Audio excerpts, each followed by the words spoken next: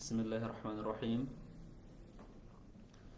Alhamdulillah, salatu wassalamu ala rasulillah wa ala alihi wa ashabihi amma ba'd.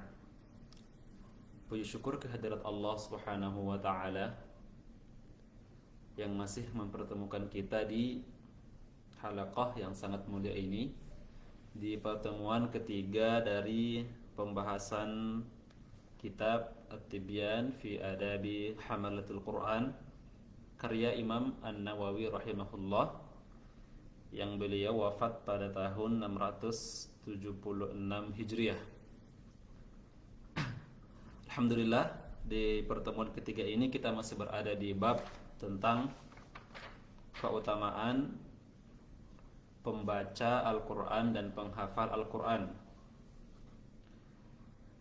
Dan kita telah sampai pada hadis yang diriwayatkan oleh Ibnu Mas'ud radhiyallahu anhu. Beliau rahimahullah menulis, wa an Abdullah bin Mas'ud radhiyallahu anhu qala Rasulullah sallallahu alaihi wasallam, man qara'a harfan min kitabillah falahu hasanah wal hasanatu bi'ashri amsalha la aqulu alif lam mim harfun bal alifun harfun wa lamun harfun wa mimun harfun. Rawahu Abu Isa Muhammad bin Isa At-Tirmidzi wa qala hadithun hasanun sahih. Artinya, dari sahabat Abdullah bin Mas'ud radhiyallahu anhu berkata, Rasulullah sallallahu alaihi wasallam bersabda, barang siapa yang membaca satu huruf dari kitabullah, yaitu dari Al-Quran, maka baginya satu al-hasan, yaitu satu kebaikan. Dan al-hasanatu bi'ashri amsalha, dan kebaikan itu akan dilipat gandakan menjadi 10 kali lipat. La aqulu alif lam mim harfun, saya tidak mengatakan bahwa alif lam itu satu huruf. Bal alifun harfun, tapi alif satu huruf, wa lamun harfun, dan lam satu huruf, wa mimun harfun, dan mim satu huruf. Rawahu Abu Isa, hadis ini diriwayatkan oleh Abu Isa Muhammad bin Isa At-Tirmidzi, dan beliau mengatakan hadisnya hasan sahih. Pemirsa yang dimuliakan oleh Allah Subhanahu wa taala, terkait dengan perawi hadis ini, yaitu sahabat Abdullah bin Mas'ud. Beliau merupakan salah satu sahabat Rasulullah sallallahu alaihi wasallam yang paling awal masuk Islam. Di antara as-sabiqun al-awwalun adalah Ibnu Mas'ud radhiyallahu anhu. Dan beliau juga adalah orang yang paling banyak meriwayatkan tafsir dari Rasulullah sallallahu alaihi wasallam. Sehingga para ulama tafsir memposisikan Ibnu Mas'ud sebagai sahabat kedua terbanyak setelah Ibnu Abbas dalam meriwayatkan tafsir Al-Quran dari Nabi sallallahu alaihi wasallam. Dan Ibnu Mas'ud juga terkenal sebagai pendiri madrasah Kufah, ya. Yang kita tahu di mana pada zaman tabi'in itu ada terdiri dari 3 madrasah, tiga tempat ngaji Al-Quran atau tempat menimba ilmunya para tabi'in pada zaman tersebut, yaitu yang pertama adalah Madrasah Ibnu Abbas yang berada di Mekah, Madrasah Ubay bin Ka'ab yang berada di Madinah, dan Madrasah Ibnu Mas'ud yang berada di Kufah. Jadi Ibnu Mas'ud merupakan salah satu dari sahabat Nabi sallallahu alaihi wasallam yang paling banyak muridnya. Ya. Di antara murid beliau adalah ada Masruq, ada Al-Aswad, dan lain sebagainya. Dan Ibnu Mas'ud juga merupakan sahabat yang merupakan urutan keempat yang terbanyak meriwayatkan hadis dari Rasulullah sallallahu alaihi wasallam. Dan di antaranya hadis ini. Ya. Dan hadis ini juga pemirsa dipertentangkan oleh para ulama, beberapa ulama, tentang kesahihan hadis ini. Di antaranya adalah Daruqutni meriwayatkan atau membahas tentang hadis ini, bahwa yang benar tentang hadis ini adalah perkataan dari Ibnu Mas'ud, bukan perkataan dari Rasulullah sallallahu alaihi wasallam. Dan walaupun begitu, walaupun demikian, di antara ulama juga ada yang berpendapat bahwa walaupun ini perkataannya Ibnu Mas'ud, namun Ibnu Mas'ud berkata hal seperti ini yang tidak berdasarkan dengan akalnya. Namun perkara-perkara kebaikan, perkara-perkara ganjaran pahala itu merupakan perkara yang tidak bisa orang buat-buat sendiri.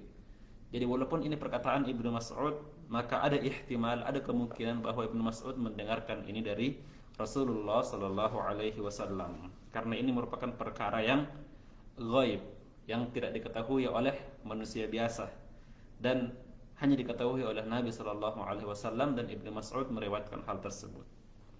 Ya, di hadis ini dikatakan bahwa barang siapa yang membaca satu huruf dari Al-Quran, maka dia mendapatkan satu kebaikan, dan kebaikan tersebut dilipat gandakan menjadi 10 kebaikan. Ya.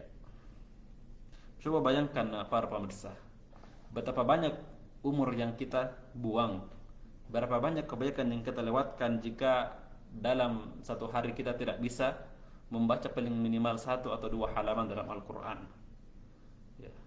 Al-Quran itu terdiri dari 15 baris, dan setiap baris terdiri dari beberapa huruf. Ya. Ada yang terdiri dari 40 huruf, ada yang terdiri dari 30 huruf. Itu setiap baris.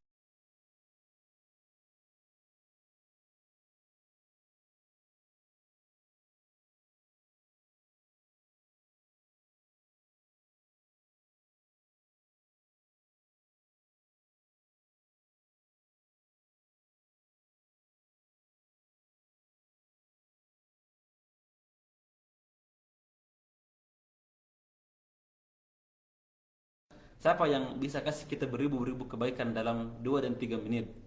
Dan ketika kita membaca 2, 3, 4 halaman, kita telah mendapatkan hampir puluhan ribu kebaikan. Dan ini merupakan kebaikan-kebaikan yang jangan sampai kita lewatkan ketika hidup di dunia ini. Iya. Di hari kiamat nanti, di hari kiamat kelak, kata Allah Subhanahu wa taala, yubassarunahum yawaddul mujrimu law yaftadi min adzab yawma idzin bibani wa sahibatihi wa akhihi. Pada hari kiamat tersebut, orang-orang yang merasa berdosa, orang-orang yang berdosa akan berusaha untuk mencari kebaikan-kebaikan dari orang-orang yang dia cintai ketika di dunia, dari anak-anaknya, dari kerabat-kerabatnya, dari teman-temannya, sehingga ia menemui anaknya dan berkata kepada anaknya, "Wahai anakku, bukankah saya dulu telah membesarkanmu? Bukankah saya dulu telah merawatmu?" Lalu anaknya berkata, "Iya betul wahai ayah. Kalau begitu, bisakah kau memberikan kebaikan-kebaikanmu kepada aku sebagai balas budi?" Namun anak tersebut jelas tidak mau memberikannya, karena masing-masing orang punya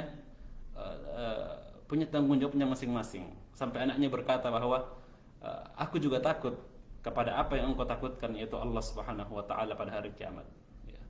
Kebaikan-kebaikan ini sangat kita butuhkan ketika hari kemudian, para pemirsa. Ya, mumpung kita masih hidup di dunia, menit demi menit berlalu, hari demi hari berlalu, dan peluang kebaikan bisa kita dapatkan dengan banyak, dengan cara yang intens, yang instan, hanya dengan membaca Al-Quran. Ya. 1 halaman kita sudah mendapatkan beribu-ribu kebaikan, 2 halaman sudah kita mendapatkan beribu-ribu kebaikan.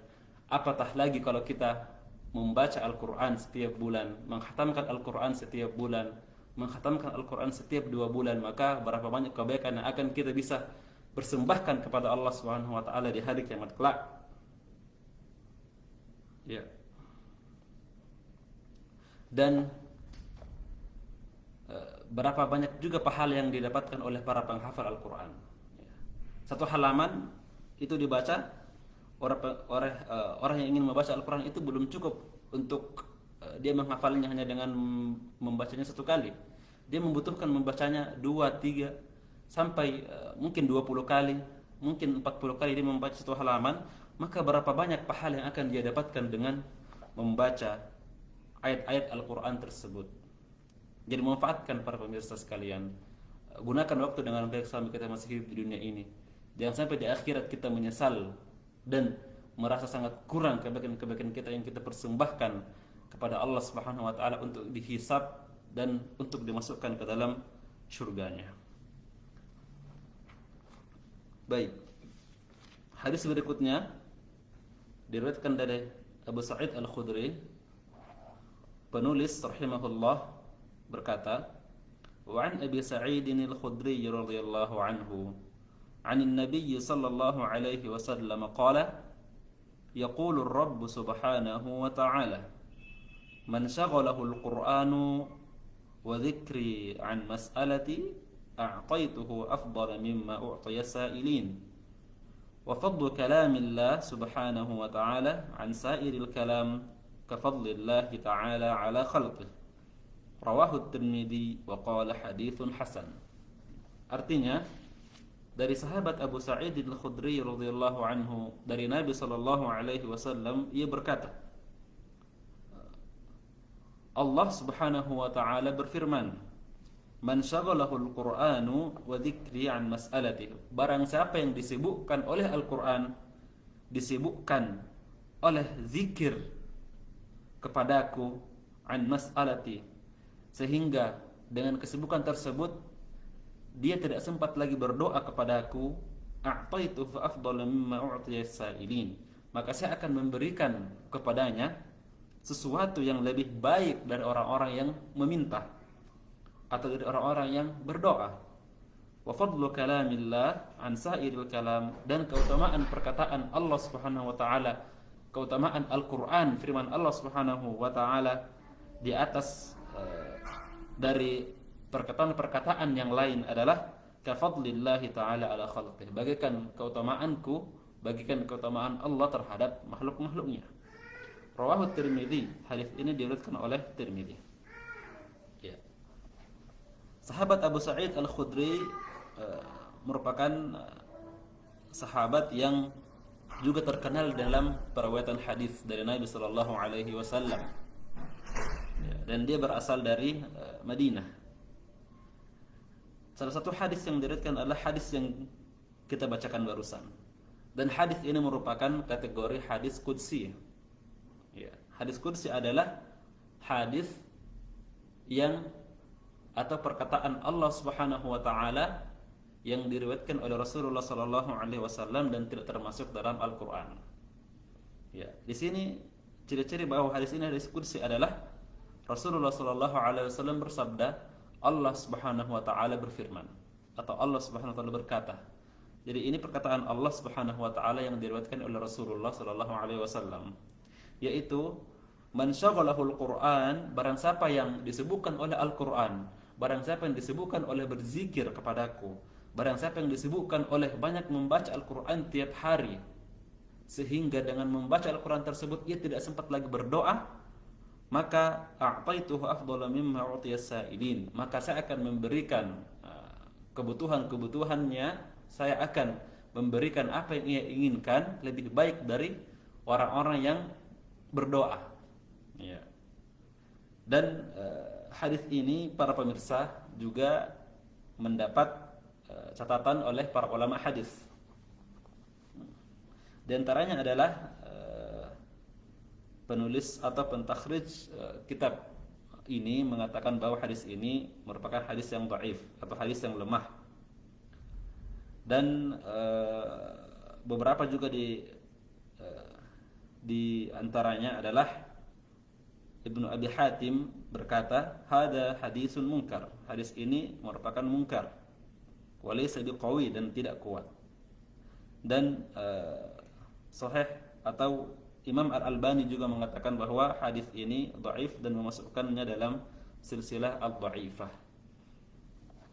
Namun selemah-lemahnya sebuah hadis, maka di antara para ulama ada juga yang berpendapat bahwa selama hadis tersebut tidak berkaitan tentang hukum, selama hadis tersebut tidak berkaitan tentang halal dan haram, maka atau hadis tersebut hanya berkaitan tentang fadailul a'mal atau keutamaan sebuah kebaikan, sebuah amalan, maka tidak mengapa untuk diamalkan. Dan betul bahwa orang-orang yang senantiasa membaca Al-Quran, orang-orang yang senantiasa tiap hari membaca Al-Quran, sibuk dengan itu sehingga pekerjaan-pekerjaan yang lain itu bisa ter terhandle, atau hal-hal yang lain dari perkaranya atau urusan-urusannya di hari itu bisa terselesaikan dengan banyaknya dia membaca Al-Quran. Ada dulu seorang jamaah yang mengatakan bahwa makin banyak dia membaca satu juz dalam Al-Quran pada hari itu, maka makin lancar urusannya. Jadi ini merupakan keberkahan dari Al-Quran. Makin banyak kita membaca Al-Quran, insya Allah Allah akan memudahkan urusan-urusan kita. Karena Allah Subhanahu wa Ta'ala akan memberikan kemudahan bagi kita ketika kita fokus dan ketika kita menyempatkan diri untuk membaca Al-Quran. Dalam analoginya bahwa di antara ulama ada yang menganalogikan bahwa jikalau seorang bapak, ada orang tua, ya, taruhlah seorang ibu, ada dua anaknya, ya, atau ada banyak anaknya, dan di antara anak-anak tersebut ada yang sangat berbakti kepadanya, ada yang sangat melayaninya tiap hari, dan selain anak tersebut yang berbakti kepadanya itu tidak pernah berbakti atau kurang, namun hampir tiap hari dia meminta uang jajan misalnya. Dan anak yang paling berbakti ini tidak pernah meminta apapun dari orang tuanya, ya. Dan suatu hari tentu orang tua ini akan pasti merasa bahwa anak yang tidak pernah meminta tersebut dan sangat berbakti kepadanya, tentu ia akan sangat memuliakan dan akan sangat membanggakan anak yang berbakti kepadanya walaupun dia tidak pernah meminta. Berbanding terbalik dengan anak-anak yang lain yang tiap hari mungkin meminta ini dan itu namun tidak pernah berbakti kepadanya. Ya, ini merupakan analogi yang kurang lebih sama, bahwa walaupun kita tidak pernah meminta kepada Allah Subhanahu wa Ta'ala, namun karena kita sering berbakti kepadanya dengan membaca kitabnya, membaca Al-Quran tiap hari, sehingga kita hanya sibuk membaca dan menghafal Al-Quran tiap hari, maka insya Allah tanpa diminta pun Allah Subhanahu wa Ta'ala akan memenuhi kebutuhan-kebutuhan kita, memenuhi melancarkan urusan-urusan kita, dan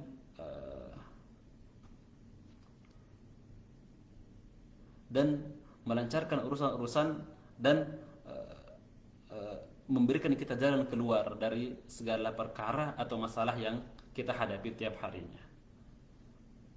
Baiklah, hadis terakhir yang akan kita bahas pada pertemuan kali ini, wa 'an Ibnu Abbas radhiyallahu anhuma qala Rasulullah sallallahu alaihi wasallam, innal ladzi laysa fi jawfihi syai'un minal Qur'an kal baitil kharib, rawahu Tirmidzi wa qala haditsun hasanun sahih.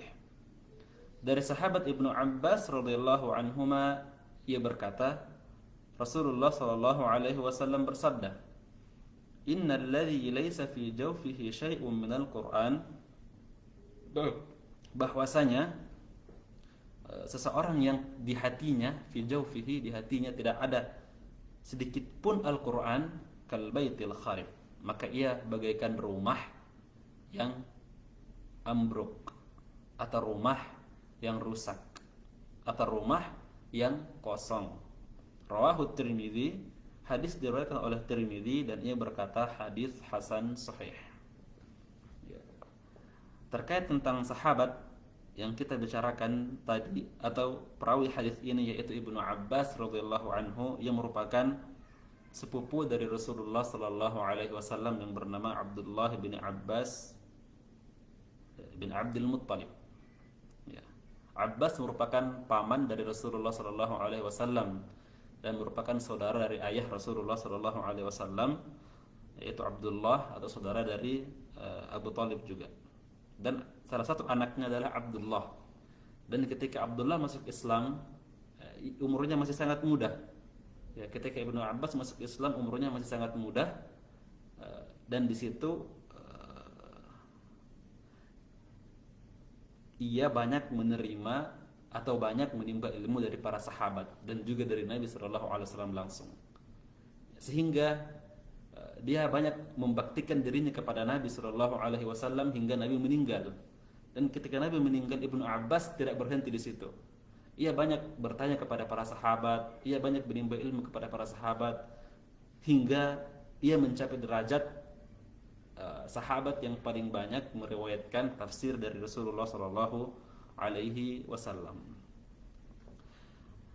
Dan di antara hadis yang diriwayatkannya juga adalah hadis yang kita bahas pada pertemuan kali ini, yaitu innal ladzi laysa fi jawfihi syai'un minal Qur'an kal baitil kharib. Ya, seseorang yang tidak ada di hatinya sedikit pun Al-Qur'an, maka ia bagaikan rumah yang kosong.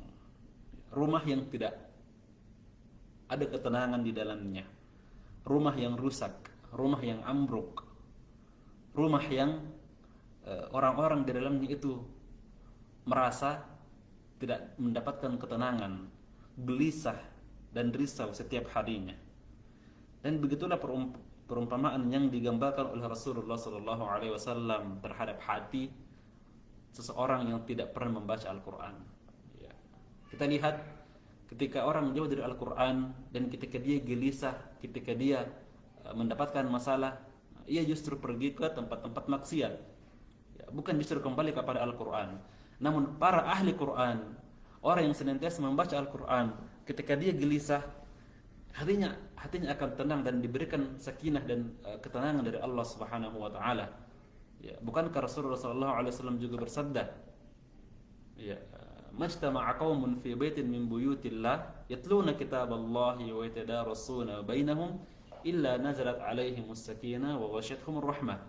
Ya, tidaklah suatu kaum atau orang berkumpul di rumah-rumah Allah Subhanahu wa taala, mereka bertadarus Al-Quran, mereka membaca Al-Quran di dalamnya dan mempelajarinya, kecuali Allah Subhanahu wa taala akan mendatangkan kepadanya ketenangan, akan mendatangkan kepada mereka ketenangan. Dan itulah yang didapati oleh orang-orang yang senantiasa membaca Al-Quran. Ya.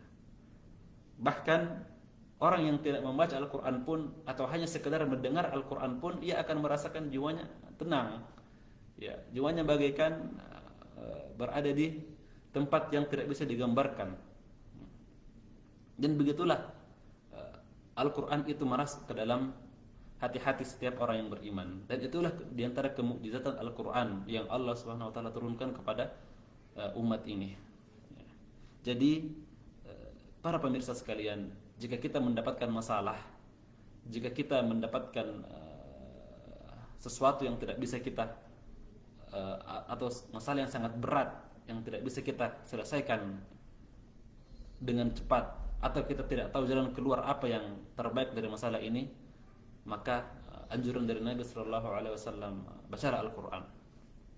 Ya, karena insya Allah dengan membaca Al-Quran ada saja jalan keluar yang Allah Subhanahu Wa Taala berikan kepada kita.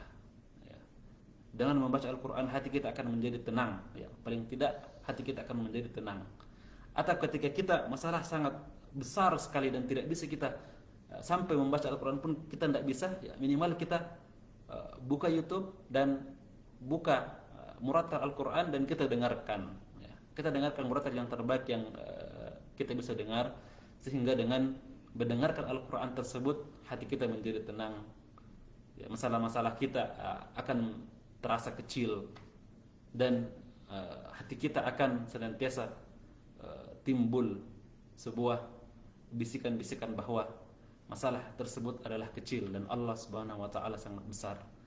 Maka dengan mendengar Al-Quran tersebut bisa jadi Allah Subhanahu wa taala akan menurunkan jalan keluar yang terbaik dari masalah-masalah yang kita hadapi di dunia ini. Baiklah pemirsa sekalian yang dimuliakan oleh Allah Subhanahu wa taala, itulah 3 hadis yang sempat kami sampaikan pada pertemuan kali ini.